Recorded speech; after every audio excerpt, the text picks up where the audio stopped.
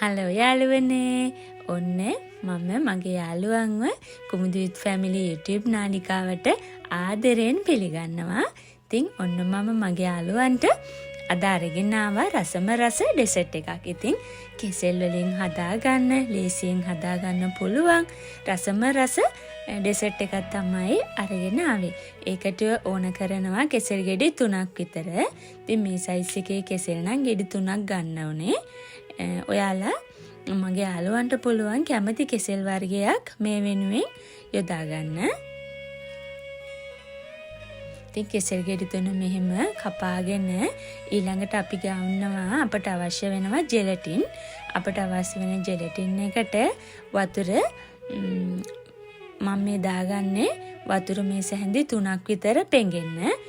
Gelatine එක පෙඟෙන්න අපි කලින් වතුර ටිකක් දාලා තියාගමු. මෙහෙම තියාගත්ත ජෙලටින් එක පෙඟුනම මද රස්නේ වතුර ආපහු මේ සැඳි 3ක් විතර දාලා දිය කරගන්න ඕනේ.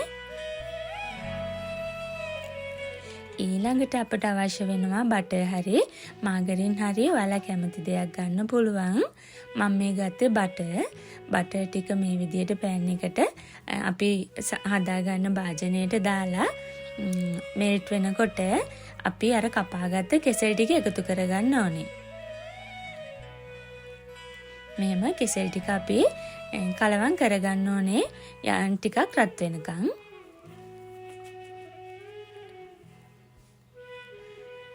දැන් රත් වේගෙන එනකොට අපි කෙසෙල් එක දුම් දාගෙන යන්තම් රත් වේගෙන එනකොට අපිට මේකට අවශ්‍ය වෙනවා සීනි. අපි ඒකට සීනි ටික එකතු කරගමු. මේ සීනි ටික රත් වෙනකොට හොඳින් දිය වෙනවානේ. දිය වෙනකොට බුබුලු දානවා. බුබුලු දානකොට අපිට මේ මිශ්‍රණය උණු කරගෙන ඇති. පදම තමයි බුබුලු දාගෙන එනකොට. මෙහෙම ටිකක් පොඩි කරමින් අපි මේක කලවම් කරගමු. අපි ගන්න බෝල් එකට මෙහෙම මේ ටික අස් කරගමු ඉස්සෙල්ලාම.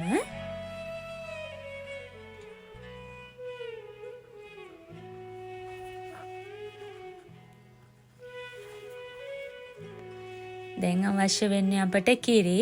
මේක අපට පුළුවන් කිරි පිටි දිය කරලා හදාගන්නත්.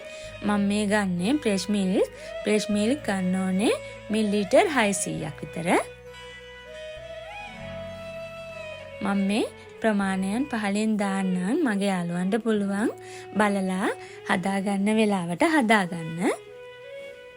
අපි කිරි එක දාලා එකතු කරලා හොඳින් කලවම් කරගන්න ඕනේ. අපි අර කෙසෙල් එක ටිකක් පොඩි කරගන්න ඕන. ඔයගොල්ලන්ට බීට් එකක් තියෙනවා නම් බීට් එකකින් හරි ගෑරුප්පුවකින් හරි අපි අර රත් කරගත්ත කෙසෙල් එක පොඩි කරගන්න ඕනේ. ඒකට තමයි මේ කිරි මිශ්‍රණය එකතු කරගත්තේ. ඊළඟට මම අර ජෙලටින් එකට මද රස්නින් වතුර දාලා දිය කරගත්තා. ඒකත් අපේ මේ කිරි කෙසෙලි මිශ්‍රණයට දැන් එකතු කරගන්න ඕනේ ජෙලටින් එක. ඒකත් දාලා හොඳින් කලවම් කරගන්න ඕනේ.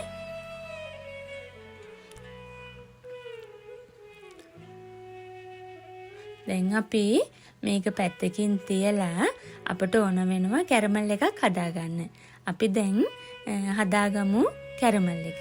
ඒක හදාගන්න මේ අවශ්‍ය වෙන සීනි ප්‍රමාණය සීනි ටික අපි දාලා කැරමල් එකක් හදාගන්න ඕනේ. හරිම ලේසි. ඒ වගේම ඉක්මනින්ම අපිට මේ මිශ්‍රණය හදාගන්න පුළුවන්. අමුත්ත වෙන වෙලාවකට, යාළු වෙන වෙලාවට අපිට පුළුවන් රසම රස මේ ඩෙසර්ට් එක හදලා විලිගන්නන්න. ඉතින් මේ කැරමල් එක දිය වෙනකොට සීනි එක දිය වෙනකොට වතුර මේ සැඳි 3ක් මම එකතු කරගත්තා. ඒකතු කරගත්ත කැරමල් එක මම මෙහෙම ගත්ත ට්‍රේ එකට බෝල් එකට මෙහෙම දාගෙන හොඳින් තවර ගන්න ඕනේ එහා මෙහා යන විදිහට අපේ බෝල් එකේ. ඔන්න දැන් ලස්සනට තියෙනවා අපේ අර කැරමල් එක අපි දවට ගත්ත. ඊළඟට අපි දැන් අපි අර හදාගත්තු කෙසෙල් මිශ්‍රණය එකතු කරගමු. මේක මම දැන් මේ හදන්නේ රෑ. හෙට උදේටයි මම ගන්නෙ මේක. පැය 4ක් වගේ ෆ්‍රිජ් එකේ පහළ කොටසෙන් දාලා තියාගන්න ඕනේ. හොඳ ලස්සනට කන ප්‍රමාණයට සෙට් වෙනවා. ඒ වෙලාව ඇති. අපි දැන් මේක වහලා ෆ්‍රිජ් එකෙන් දාගමු. ඉතින් මගේ යාළුවොත් මේක හදලා මේ ඩෙසර්ට් එක හදලා ගෙදර ඉන්න පුංචි අයට නැත්නම් අමුත් එක්ක එන වෙලාවට හදලා රස කොහොමද කියලා මට එහෙමනම් කමෙන්ට් එකක් දාන්න. මම මේ දැන් බලන්නේ උදේ. ඉතින් මං දැන් අපි බලමු සෙට් වෙලා තියෙන වද කියලා අපේ කෙසෙල් පුඩින් එක. ඔන්න තියෙනවා අපි හදාගත්ත රසම රස ඩෙසර්ට් එක. ඉතින් ඔන්න මේ විදිහට ලස්සනට හදාගන්න පුළුවන් මගේ යාළුවන්ටත්. ඉතින් අපිට අවශ්‍ය තරමට අපි කෑලි ටික කපා ගමු දැන්. ඉතින් ලොකු වියදමක් යන්නේ නැහැ මේ ඩෙසර්ට් එක හදාගන්න.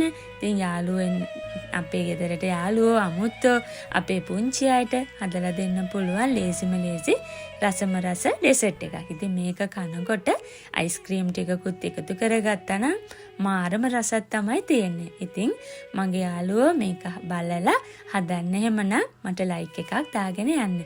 එහෙමනම් දැන් තියෙන්නේ රස බලන වෙලාවයි. ඉතින් මගේ යාළුවෝ හදලා රස බලලා රස කොහොමද කියලා කියන්නේ. මම මාත් එක්ක එකතු වෙන මගේ යාළුවන්ට ගොඩාක් ස්තුතියි. ඒ වගේම හැමෝටම බුත්සන්නයි.